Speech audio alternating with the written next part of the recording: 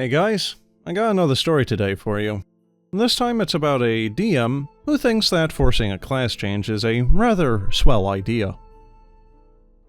So, in college, I shared an apartment with 3 of my friends, and all of us were into D&D, but we were into it for vastly different reasons. The list of people who are in the story are as follows. Matt, who was our DM, was into it for grand epic stories and the feeling of adventure. Matt had picked up Curse of Strahd and was eager to run it, but didn't have very many friends aside from the other flatmates. Matt was also a massive pushover, which will become blatantly obvious soon. Brett was the resident power gamer.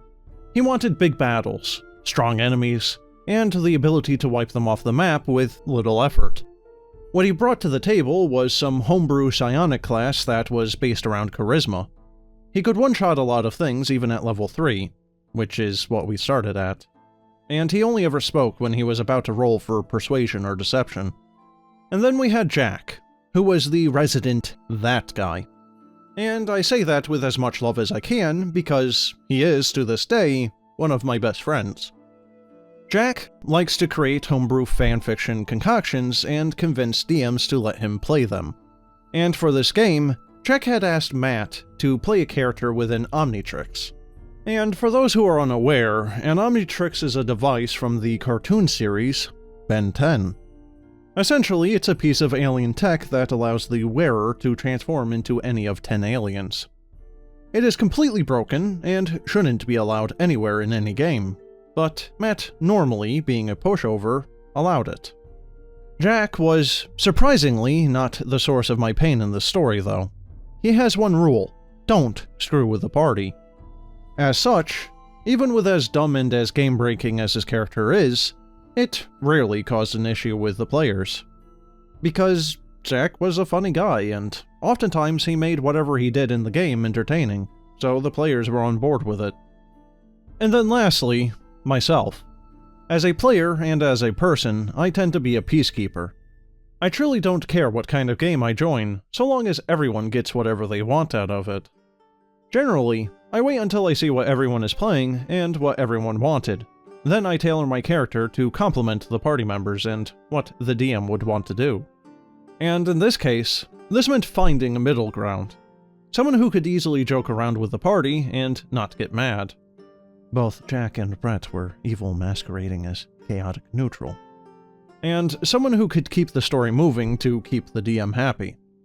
So I made a true neutral war cleric. Someone who would see his teammates as a necessary evil to accomplish tasks, but wouldn't treat the NPCs as cruelly or coldly as the others.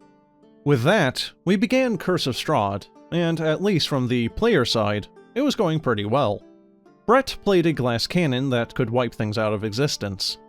Jack's tomfoolery didn't interfere with the main plot, and genuinely made us laugh. And I was spending equal time pushing the plot forward, as well as playing comedic straight man to Jack's shapeshifter. And everyone was having fun. Or, at least I thought as much, as the DM had shown no visible signs of being unhappy. But things began to unravel when we reached a temple around Session 3. Now, spoilers, but people who have ran Curse of Strahd might be familiar. There's a church with a priest inside that is deeply depressed. And if you pry into what's bothering him, you'll eventually find out that his son had been turned into a vampire. The priest is hiding him in the basement of the church, and asks you to deal with it because he both emotionally and physically couldn't bring himself to kill his son. The side quest didn't take long. We killed the son, collected the reward, and right before we left, we noticed that the priest was looking at the rope hanging from the bell tower, the implication being that he was about to hang himself as soon as we left. Jack, being the playful little rascal that he is, decided to cut the rope and walk out of the temple with it. After him doing such, the priest began to break down and yell at him, telling him that he had no right to take away his one escape from this hellish life. And to try to smooth over the situation, I laid my hand on the priest and cast Calm Emotions. The priest relaxed, and I spoke. I know that you're feeling lost right now, friend. Confused, sad, and full of rage. I understand that right now this feels like the only path of relief. But please believe me, this too will pass. So long as you work towards a life worth living, we will reach it. There's another path ahead for you. One that doesn't end quite as quickly. One that'll allow you to find peace in this life. I promise you. The DM looked at me and thought for a moment. I thought he was thinking about what to say next, but after mulling it over, he took my character sheet from me and began erasing my neutral alignment, and instead penciled in neutral good. So I asked him what the hell he was doing. Yeah, you see, alignment is based on actions, not your feelings, so if you're gonna do something good, then your character's a good person. I argued with him, saying that one good action doesn't change someone's entire alignment, but he didn't care. I reminded him that just earlier in that same day, I had distracted a shopkeeper while Jack and Brett had stolen a bunch of stuff from him, but he ignored me. And I told him that my god in-game was chaotic neutral, and that it wouldn't make sense for a neutral good character to follow him. And his response was simply that I should maybe consider retconning my chosen deity. And with that third argument brushed off, we were apparently done talking about the issue, as he launched back into the session. The priest at the temple heeded my words, and promised that he wouldn't kill himself, and then the session ended. And as soon as the post-session banter was over, I tried to talk to Matt about it away from the table, but regardless of how I felt about it, he stood his ground. So I thought, okay, so if he's not going to listen to me out of character, then all I have to do is keep doing neutral or evil acts in character, and he would eventually swing my character back in the opposite direction, right? Well, after a few more sessions, I quickly realized that I was being naive. Rather than being the distraction, I was now taking an active role in Jack's stealing. He was taking anything useful that wasn't nailed down to the floor. So now with teamwork, we could clean out shops, encampments, you name it. And every time, the DM would ask me, is that something your character would do? So I told him, well, we're the heroes, so this is all for the greater good, right? This only frustrated him, and I told him that if he felt that this isn't what a neutral good character would do, then he could always change me back. But he didn't respond to this, and moved on. Next up, Jack was using one of his scarier alien forms to bully an innocent NPC into giving us information. I saw this happening, and the DM prompted me, isn't this where a neutral good cleric would step in? You're right, it is, I say. My character walked away, pretending that he saw nothing. And I could see Matt seething, but he didn't do anything yet, and the session went on. After the session, Matt pulled me aside. Dude, why in the hell aren't you playing your alignment? I was honestly stunned that he thought I'd cooperate with him railroading my character. But I simply threw his own line back at him. Actions dictate alignment, not feelings.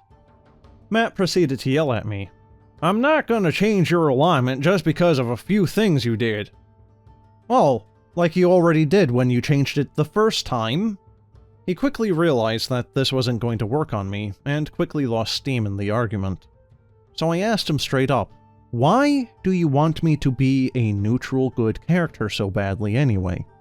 And he finally came out and admitted what his thought process was. Well, Brett and Jack aren't taking the game seriously, so I need a good aligned party member to stop them from doing stupid things so we can all focus on the plot of the game. At this point, I was trying very hard not to blow up. As I said before, I'm a peacekeeper. I'm good at mediating, talking through problems, etc. But boy, do I hate being forced into that role by someone who didn't ask me first. Especially by people who don't understand how to mediate properly. Me putting a leash on the chaotic players would not fix any of the issues. It would just make Jack and Brett mad, which would cause them to rebel. And the whole situation would escalate. Look, I'm not going to do your job for you. If you wanted them to be toned down, then you should have told them that during character creation. Not put it on me to fix the problem.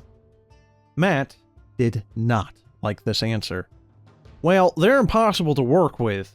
You're the reasonable one here. Come on, be the bigger person. What? So I have to pick up the slack because you can't keep them under control? How is that fair to me? Just do it. Do you want to play this campaign or not? I don't think he expected my answer to be no. As the old adage goes, no D&D is better than bad D&D. And I had built a character specifically so that the game was as balanced between murder hobo party time and a serious fantasy epic as one could get. And I was told that that wasn't good enough. So, no, I was not interested in having to completely silence and fight against the other player's actions to get them to behave. The game lasted all of 2 sessions without me, before Brett and Jack caused Matt's head to implode, and it was cancelled altogether. And I haven't touched Curse of Strahd since. Well guys, what is there to really say that the OP hasn't? Don't arbitrarily change your player's alignment, first off, and secondly, and most certainly, don't expect a player to police your game. At the very least, not without talking to them first. A player might be able to help out, keep the peace. But that would have to require them to be willing to do it, not because you deem it so. And lastly, and something that is a trope in a lot of these stories, if you're going to DM, actually have the backbone to be able to say no to people. Lestwise, you'll end up with a situation where either you or multiple other people are not having fun. Anyway, at least the OP actually had the gall enough to leave, as opposed to just sitting there and taking it. Anyway, that's it for this one, so, as always, have a good one.